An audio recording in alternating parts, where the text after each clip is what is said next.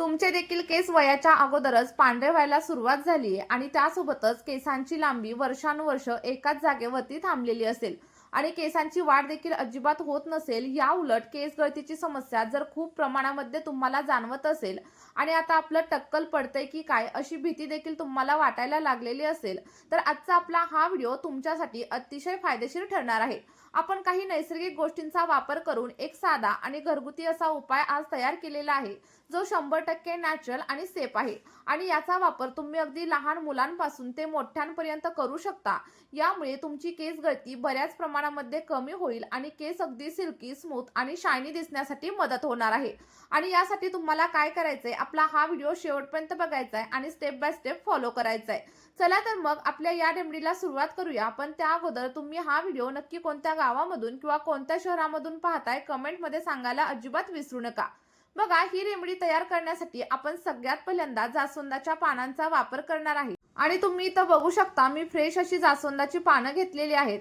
आता जास्वंदाचं एखादं तरी झाड आपल्या किचनच्या कुंडीमध्ये नक्की लावून ठेवा, जेणेकरून आपल्याला घरगुती उपायांसाठी याचा फायदा करून घेता येईल. आजकाल तुम्ही पाहिलेलं असेल की मोठमोठे ब्रँड्स देखील त्यांच्या प्रोडक्ट्समध्ये जास्वंदाचा वापर खूप मोठ्या प्रमाणावरती करतात. फक्त एकच गोष्ट असते की ते त्यांच्या प्रोडक्ट्समध्ये केमिकलचा आणि प्रिझर्वेटिव्हचा वापर करत असतात.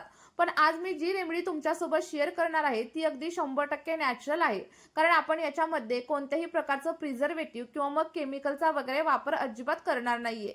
तर सगळ्यात पहिल्यांदा तुम्हाला काय करायचंय, एक मूठभर एवढी ताजी अशी जास्वंदाची पानं तोडून आणायची आहेत आणि त्यानंतर याचा वापर रेमेडीमध्ये कसा करायचा हे मी पुढे तुम्हाला सांगणार आहे.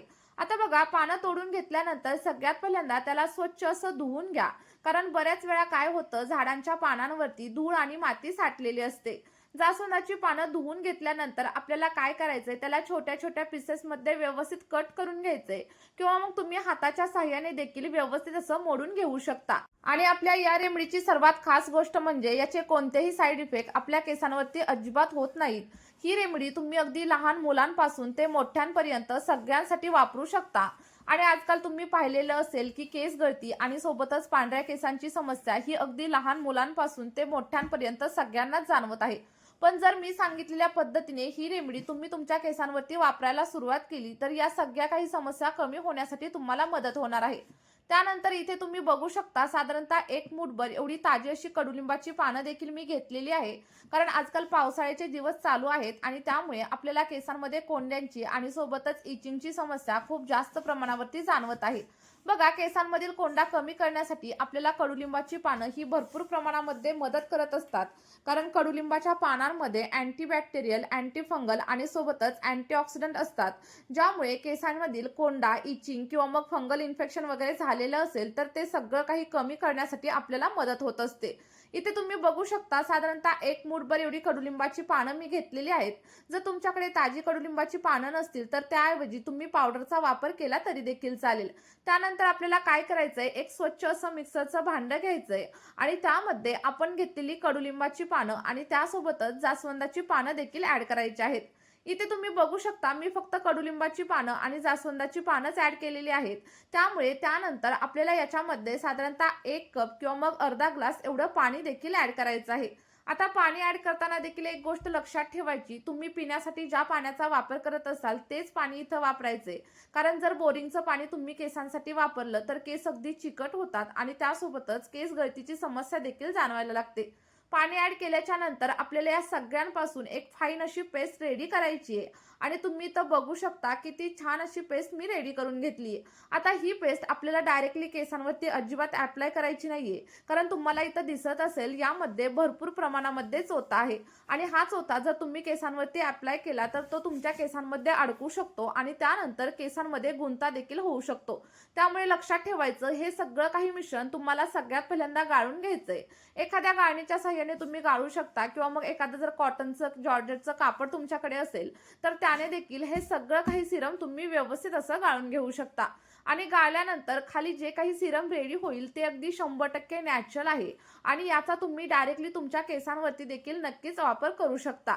बघा, पुढे मी तुम्हाला सांगणारच आहे की सिरम कशा प्रकारे अप्लाय करायचं आणि याचे कोणकोणते फायदे तुमच्या केसांसाठी होणार आहेत. पण त्या अगोदर एक छोटीशी विनंती आहे, जर चॅनलवरती नवीन असाल तर लगेचच चॅनलला सबस्क्राईब करा आणि सोबतच व्हिडिओ तुम्हाला थोडा जरी हेल्पफुल वाटत असेल तर व्हिडिओला एक लाईक केल्याशिवाय अजिबात जाऊ नका. आणि तुम्ही आपला हा व्हिडिओ नक्की कोणत्या शहरामधून किंवा मग कोणत्या गावामधून पाहताय कमेंटमध्ये सांगायला अजिबात विसरू नका, जेणेकरून मला देखील समजेल की माझे व्हिडिओ नक्की कुठं पोहोचत आहेत. बघा, तुम्ही इथं बघू शकता अगदी 100% नॅचरल असं सिरम आपलं रेडी झाले.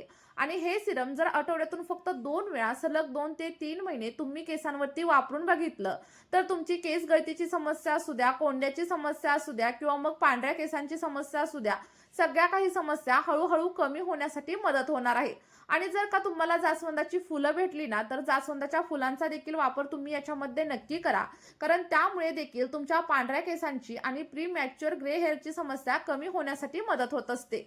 आता बघा, जर तुम्हाला तुमच्या केसांवरती तेल लावायला आवडत नसेल किंवा मग सेपरेटरचं ऑइलिंग करायचं नसेल तर या सिरममध्ये तुम्हाला आल्मंड ऑइल म्हणजेच बदामाचं तेल ऍड करायचे, कारण बदामाच्या तेलामध्ये प्रोटीन आणि व्हिटॅमिन ई असतं. आणि जर का तुमच्याकडे आल्मंड ऑइल अवेलेबल नसेल तर तुम्ही व्हिटॅमिन ई ऑइल किंवा मग व्हिटॅमिन ईचं कॅप्सूल मेडिकलमध्ये भेटतं, ते देखील याच्यामध्ये नक्कीच वापरू शकता. साधारणतः अर्धा चमचा किंवा मग 1 चमचा एवढं तेल आपल्याला याच्यामध्ये ऍड करायचे आणि त्यानंतर व्यवस्थित असं मिक्स करून घ्या. बघा, जेव्हा तुम्ही ऑइल याच्यामध्ये ऍड करता तेव्हा केस अगदी सिल्की, स्मूथ आणि शायनी होण्यासाठी मदत होते. त्यासोबतच जर तुम्हाला स्प्लिट एंडची समस्या जाणवत असेल ना तर ती देखील कमी होण्यासाठी मदत होणार आहे. आपण याच्यामध्ये ज्या काही गोष्टी वापरल्यात म्हणजेच काय तर जास्वंदाची पानं, सोबतच कडुलिंबाची पानं, तर ही आपल्या केसांमधील एक नाही तर अनेक समस्या कमी करण्यासाठी मदत करत असतात. आणि मी तुम्हाला असंच सांगत नाहीये, तुम्ही गुगलवरती देखील याचे फायदे नक्की सर्च करू शकता आणि सायंटिफिकली देखील हे प्रूव्ह झालेलं आहे. बघा, आता व्यवस्थित असं मिक्स करून झाल्यानंतर पुढे मी तुम्हाला सांगते की हे केसांवरती कशा प्रकारे अप्लाय करायचं. पण त्यासाठी व्हिडिओ शेवटपर्यंत नक्की बघा, स्किप वगैरे अजिबात करू नका. जर तुम्ही व्हिडिओ स्किप केला तर तुम्हाला हवे तसे रिझल्ट तुमच्या केसांवरती अजिबात भेटणार नाहीत आणि मग कमेंटमध्ये येऊन सांगू नका की आम्हाला रिझल्ट अजिबात भेटले नाहीत. तर बघा, सिरम केसांवरती कशा प्रकारे अप्लाय करायचं हे मी तुम्हाला पुढे सांगणारच आहे. पण त्या अगोदर एक बोनस टिप सांगते. जर केस खूप जास्त ड्राय आणि कडकडीत झालेले असतील ना तर तुम्हाला साधारणतः 1 ते 2 चमचे एवढा ॲलोवेरा जेल देखील याच्यामध्ये ऍड करायचे.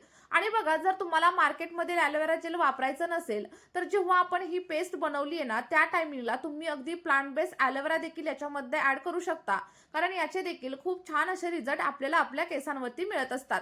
पण मी आज याच्यामध्ये ॲलोवेरा जेलचा वापर करणार नाहीये, कारण माझे केस खूप जास्त सिल्की आणि स्मूथ आहेत. आता हा पॅक किंवा हे सिरम जर तुम्हाला केसांवरती अप्लाय करायचं असेल तर त्या अगोदर केसांमधील सगळा काही गुंता काढून घ्यायचा आणि त्यानंतर केसांचे छोटे छोटे पार्टिशन करायचे. पार्टिशन केल्याच्या नंतर एखाद्या ड्रॉपरच्या मदतीने किंवा मग कॉटन बॉलच्या मदतीने हे सिरम तुम्हाला केसांच्या मुळांवरती अप्लाय करायचे. कारण बघा, केसांच्या मुळांवरती तुम्ही जेवढ्या चांगल्या प्रकारे सिरम अप्लाय कराल आणि मसाज कराल तेवढा छान असा रिझल्ट तुम्हाला मिळणार आहे. अप्लाय केल्याच्या नंतर साधारणतः 5 ते 10 मिनिटांसाठी केसांवरती व्यवस्थित मसाज करा, जेणेकरून आपलं हे सगळं काही सिरम तुमच्या केसांमध्ये मुरलं जाईल. आणि त्यानंतर कमीत कमी 2 तास तरी हे सिरम तुम्हाला केसांवरती तसंच ठेवायचे. जर तुम्ही रात्री लावलं आणि सकाळी हेअर वॉश केला तर आणखी जास्त छान असे रिझल्ट तुम्हाला भेटणार आहेत. आणि बघा, सिरम केसांवरती अप्लाय केल्यानंतर जेव्हा पण तुम्हाला हेअर वॉश करायचं असेल तेव्हा जास्त गरम पाण्याचा वापर अजिबात करू नका आणि सोबतच शॅम्पू डायरेक्टली केसांवरती अप्लाय देखील अजिबात करू नका. थोड्याशा पाण्यामध्ये डायल्यूट करा आणि त्यानंतर केसांवरती अप्लाय करा. या व्हिडिओमध्ये इथेच थांबूया. भेटूया अशाच एका नवीन व्हिडिओमध्ये. Bye bye.